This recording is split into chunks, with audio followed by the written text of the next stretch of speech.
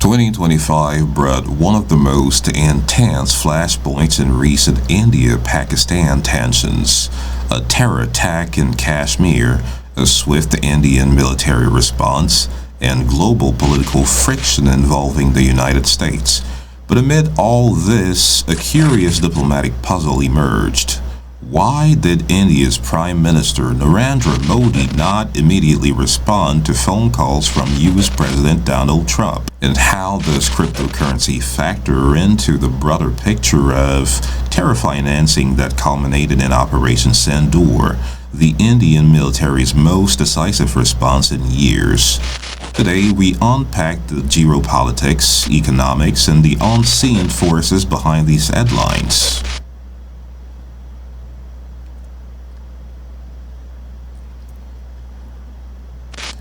In April 2025, a brutal terror attack in the picturesque Baisaran meadow near Pahalgam, Kashmir killed 26 civilians, mostly Hindu tourists, in one of the deadliest mass killings in the regions in decades. The attackers targeted travelers based on religion and reportedly asked them to recite verses before killing them. Intelligence agencies quickly linked the attack to the Resistance Front, TRF, a group widely seen as a proxy for Pakistan-based Lashkar-e-Taiba, itself a UN-designated terrorist organization. This attack did not happen in isolation. It became a spark that sets off a series of strategic decisions at the highest level of government in India, Pakistan, and beyond.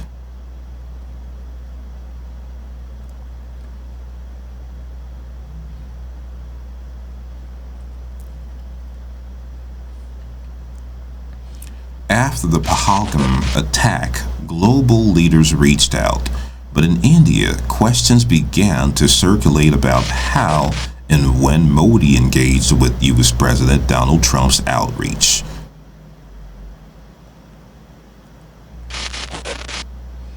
India's External Affairs Minister publicly stated there was no phone call between Modi and Trump during the core week of the conflict, April the 22nd till June the 17th, at least not until after military operations concluded. India's official line was clear. It did not want external mediation on its security policy. Modi's government emphasized that its response to terrorism was a sovereign matter. A phone conversation did occur later, not at the height of the tension, at Trump's request. According to India's Foreign Secretary, they discussed the condolences, Operation Sindoor, and broader geopolitical issues. Modi also reiterated that India treats terrorism as war, not isolated acts. This approach signals India's insistence on strategic autonomy, avoiding reliance on third-party mediation on core security issues, and preserving its rights to define its military and diplomatic narrative. Critics on both sides, though, argue over whether this was diplomatic rigidity or strategic clarity. So, when people ask, why didn't Modi take Trump's calls immediately?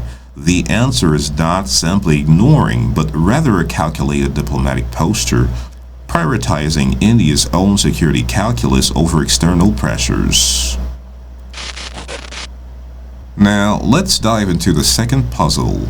Is there a link between crypto exchanges and the terrorists behind the Kashmir attack? This is where finance, technology, and terrorism intersect. Terrorist groups financially fuel operations through traditional Hawala networks, charities, and allegedly through digital financial channels. Cryptocurrencies, due to their pseudo-anonymity, are increasingly a concern for intelligence agencies globally. After the attack, India's Financial Intelligence Unit warned crypto exchanges to monitor transactions, especially those linked to border regions like Jammu and Kashmir.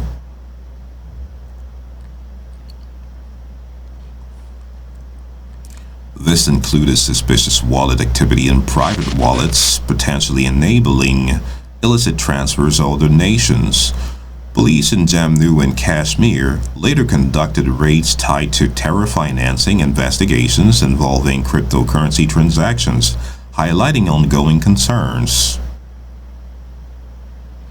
As of now, there is no confirmed public evidence that links any Pakistan-based cryptocurrency exchange directly to the Pahalgam terror attackers.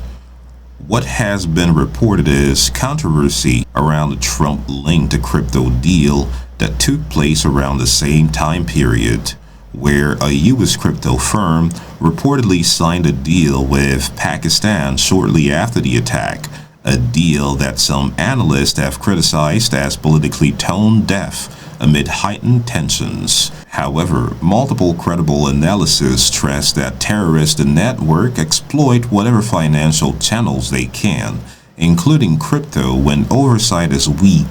That does not equate to official exchanges being knowingly complicit, but crypto's decentralized nature creates risks.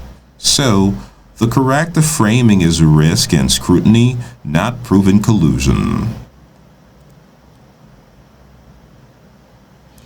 Faced with the Pahalgam attack and what it saw as continuing support structures, India launched Operation Sindoor, a coordinated military strike against terrorist infrastructures across the line of control. Precision strikes on 9 terror infrastructure sites in Pakistan and Pakistan-occupied Kashmir targeted groups including bases tied to Lashkar-e-Taiba and Jaish-e-Mohammed organizations Pakistan is accused of sheltering.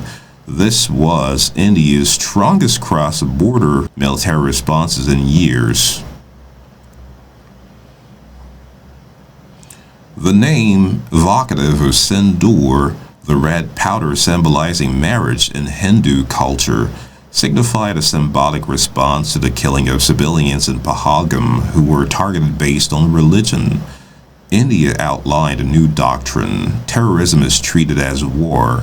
It vowed proportional responses and rejected talks unless terrorism is addressed. The operation lasted a few days, culminating in a ceasefire initiated via military channels, not third-party diplomacy. The conflict sparked debates about nuclear escalation risk, diplomatic ties, and regional stability. So, what can we take away from all this? Diplomatic independence. India's choice not to immediately take phone calls during the peak of the crisis was rooted in strategic autonomy, not ignorance. Crypto scrutiny versus terror funding. While cryptocurrencies present a new vector for terror financing risk, there is no verified direct tie between Pakistan crypto exchanges and the Kashmir attackers. Global regulators are simply being vigilant. Operation Sindoor's significance. India's military response was a message that terrorism has no sanctuary and provocations will be met with force.